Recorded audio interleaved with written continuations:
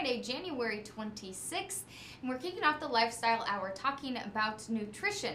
We're also going to get into some comedy with our friend Doreen Collins. So I would like to say hello and welcome to registered dietitian nutritionist Katie Mulligan. Katie, how are you today? Good, thanks. Good. Thank you so much for joining us. Katie is also the owner of WellFamily Nutrition Coaching. So today we're talking about food, parenting, and picky eating. So I guess my first question, Katie, is what is food parenting?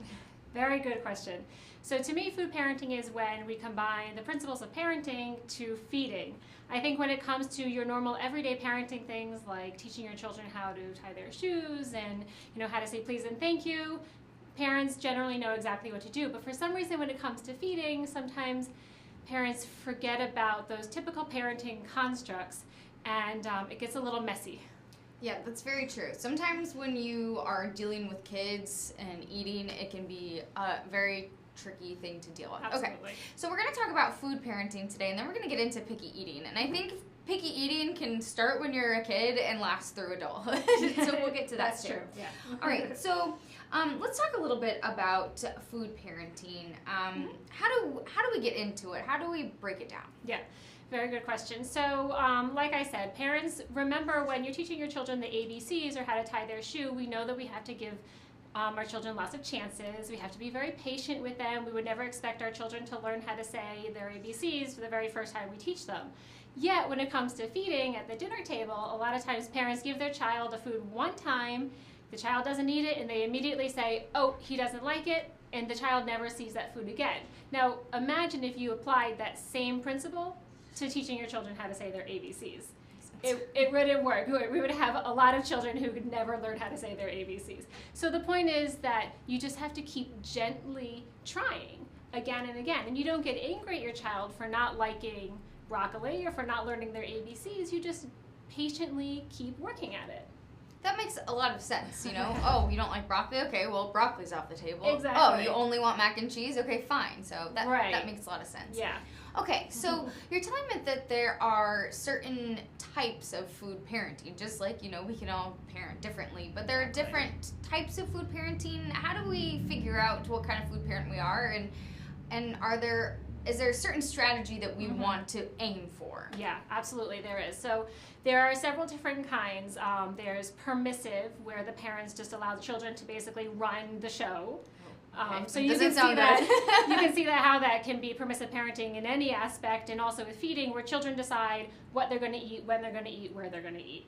Okay. Then there's restrictive parents who are very, very strict about what children are allowed to do and not do, and what they're allowed to have, how much they're allowed to have, when they can have certain foods. There's neglectful parenting, which unfortunately occurs, but that's also just where parents won't keep enough food in the house. So the fridge is often empty, but not for reasons of maybe income, just they happen to just not be focusing on the food. And then there's authoritarian parenting, whereas it's kind of like the dictatorship. So parent has all the say, never allows children to have choices.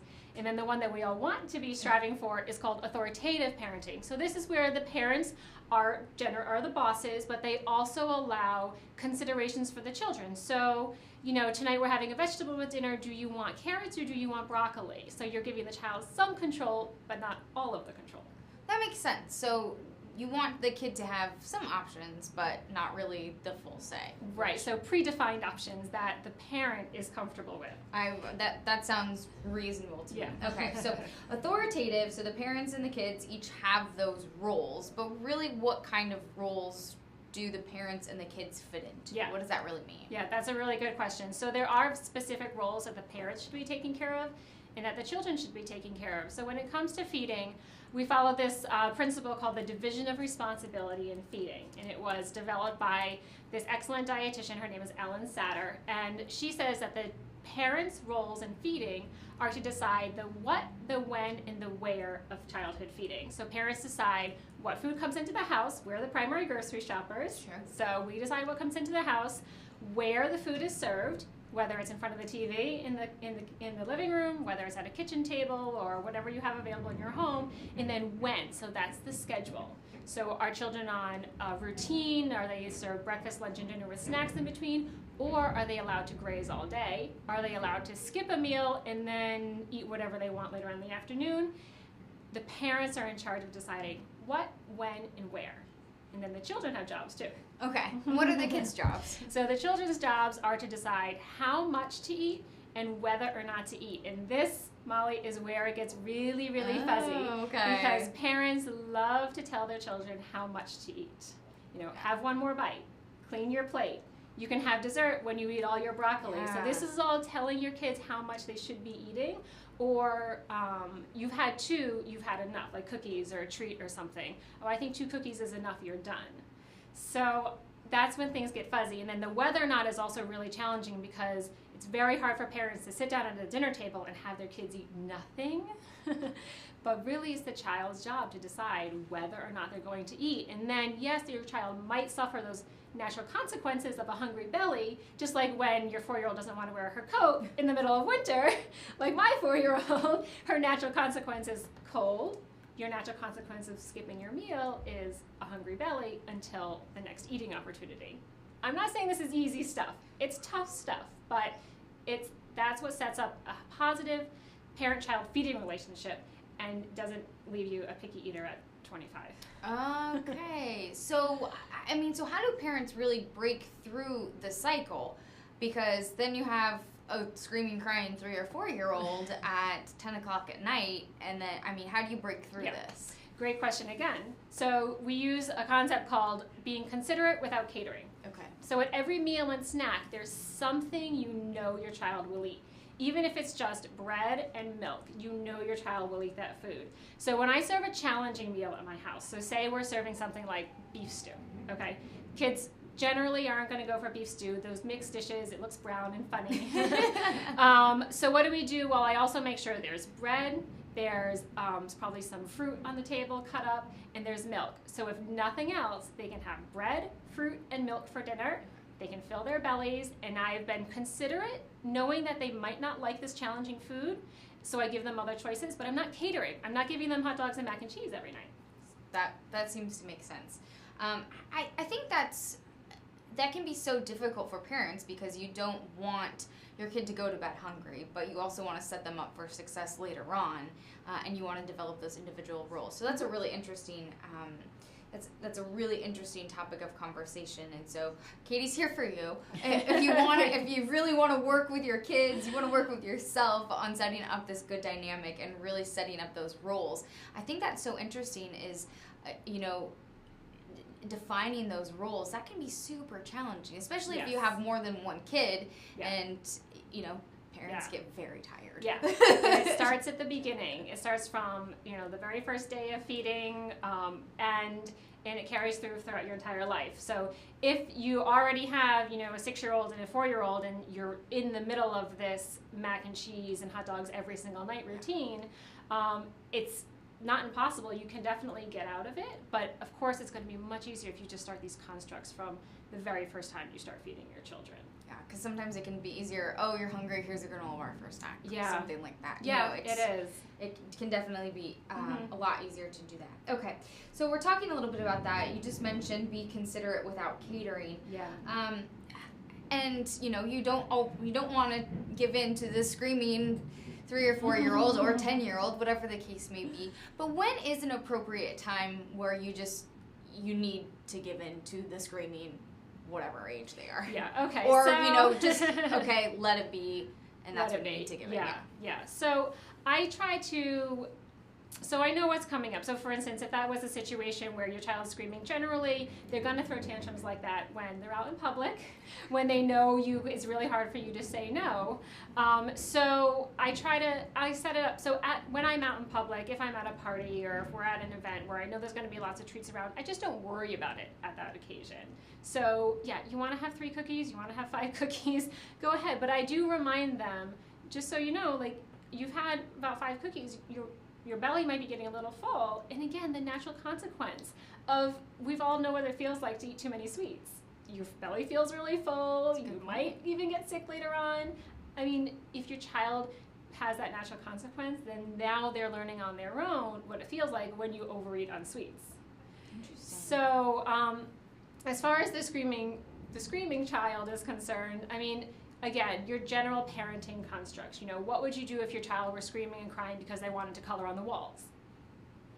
It's such a great point. Okay, so, but Mommy, I want to color on the walls. Well, honey, I know you want to color on the walls, but, so I mean, again, you can use those same parenting techniques that you use in all your other aspects of parenting, but apply them to feeding. So just because they want candy at 9 in the morning doesn't mean that you're a bad parent when you don't give them candy at 9 in the morning. We all want candy at 9 in the morning, right? Right. We all want it. Doesn't mean we should all have it. Right. I think that makes a lot of sense. So I think the tough thing for parents is, like, if we're out at a party, if we're out at an event, we're doing something, and the kid wants 3 or 4 or 5 or 10 cookies, and you say, oh, well, if you're going to get a bellyache, but then the parent's the one that has to deal with the kid who has the bellyache. That's right? true. That's true. The kid has to deal with the consequences, but the parent also has to. The parent also has to, and you don't want to clean up your car, but the learning opportunity will probably be more beneficial than trying to fight with your child. Okay. All right. So maybe the learning opportunity, hopefully it only takes one time. Chalk it up to one of those parenting experiences that you hopefully only have to experience once. Okay. So the other thing we talked about, you talked a little bit about incorporating beef stew as kind of a challenging food. Yeah. When do you think a good time is to start incorporating quote-unquote challenging foods or maybe different foods into your child's diet? Yeah. So around 6 months is when kids can start eating solid food. So of course you're going to start with the basics, you know, a pureed fruit or vegetable or something along those lines, an avocado. But really, as soon as they're starting to progress with solid food, so 8, 9, 10 months, you should be incorporating your normal family foods into your child's eating routine. Think about children in other countries, and say India or China, with, you know, very spicy foods. They're not like making different foods for their babies at 10 months of old. They're feeding them what the rest of the family is eating. So as soon as it's developmentally appropriate for your child to start eating your family foods, give them your family foods. You're going to start from the very beginning, making one meal. He's going to see you eating the same foods that he's eating, so that role modeling is really, really powerful. And you're just going to start them off on the right step from the very, very beginning. So as soon as developmentally ready, so 8, 9, 10 months old. Okay, so right from the start. I always find it interesting when I'm going out to eat and I see the children either eating with the parents or eating, or they're trying to incorporate that. And I think that's nice, because then you're starting kind of those habits and traditions early. Exactly. We go out to eat early, so I always think, okay, like they don't want their kid to start screaming and crying right in the middle of the restaurant too, right? Yeah, when you're out to eat early, you're either with all the families or all the elderly folks. Yeah, 4 o'clock, I'm like, nice. Yeah. Get that early dinner crowd. I like that. Always something that I'm curious about too is what we need to look out for sugar when, one, I think a lot of people now are really concerned about how much intake of sugar that they're consuming, but what do we need to look out when we're thinking about children? Yeah, they're a good question. So there are some recommendations now for sugar intake where there wasn't before. So I did write it down. So a 4-year-old who needs about 1,200 calories a day should be having 30 grams of added sugars. So added sugars are different from natural sugars, which I can get into if you're interested. And then a 9-year-old who needs about 1,800 calories a day, they should be having about 45 grams of added sugars. So added sugars are the sugars that are added to foods to sweeten them up. So I brought some examples here. So something like a box of raisins. Okay, raisins are a concentrated source of sugar, more concentrated than your grapes. However, all the sugar in raisins are natural sugars. There's nothing added. So if I read the ingredient list, the ingredients are raisins, nothing else. However, there are 24 grams of sugar. Oh, yeah, that's a lot. That's 100% naturally occurring sugars. No added sugars in raisins. So that doesn't count towards my 30 grams a day. Okay. Now, take something like Teddy Grahams. Okay, so these have sugar right there. I get sugar and dextrose. So some of the sugar in my Teddy Grahams is going to be added sugars, and it says it right here on the label. Includes 7 grams of added sugars. So I know exactly how many grams of added sugars I'm getting. So 7 out of my 4-year-old's 30 grams a day. Okay, and that's just one serving. That's just one serving. I think it's 24 crackers or something like that. Now something like a plain yogurt. So the yogurts get everybody. Oh, yogurt's a lot. Yogurt has so much sugar. Yeah, yogurt's a lot. So this is just plain yogurt. Okay. So in 1 cup of plain yogurt, there are still 6 grams of sugar. That's natural sugars. Plain yogurt, there's no sugar added. It's just plain. It's plain. Yeah. But in a cup of a sweetened yogurt, like a sugary yogurt, even like your Greek yogurts, are still going to have. Scoot over a little bit. They are still going to have about 24 grams of sugar. So that's 18 grams of added sugar. So you just subtract 6 from 24, so 6 grams of natural, that means there's 18 grams of added. That's a lot. It is a lot. So Watch out for 18 from the, yogurt. so if you have a 4-year-old who's having a whole cup of yogurt, that's 18 grams of added sugars. So it does add up very, very quickly. Now, they should be starting, hopefully in the next year or two, putting all the added sugars on the food label. They were supposed to do it last summer in 2017, but the current administration put a hold on that. Hopefully we're going to see that coming back because it's very confusing, the added versus the natural sugars. Okay. I think that's really important too, especially for children. Yeah. I think that's very important. I think it's good for all of us to start trying to cut back on added sugars, but well, that will be good if we can see that. Yeah. Katie Mulligan, registered dietitian nutritionist, she actually is going to come back next week and help us enjoy the Super Bowl and our Super Bowl parties, but do so maybe in a little bit healthier way. And we were talking before, she's not going to be food police. She's just going to help us enjoy it in a healthier way if that's something that you're looking to do. So, Katie, thank you so much for joining us today. You're welcome. Thanks for having me. I appreciate it. It's been fun as always. I'll let you take these. Yes, I'll take my props. You'll take it, and hopefully we'll have some props next time too. We're gonna figure that out. Yeah. Thanks, Molly. All right. Thanks, Katie. Bye. She'll have a link on our website if you want more information on her business. So we're going to kick things over to our next segment. I'd like to say hello and welcome comedian, actress, and now author Doreen Collins.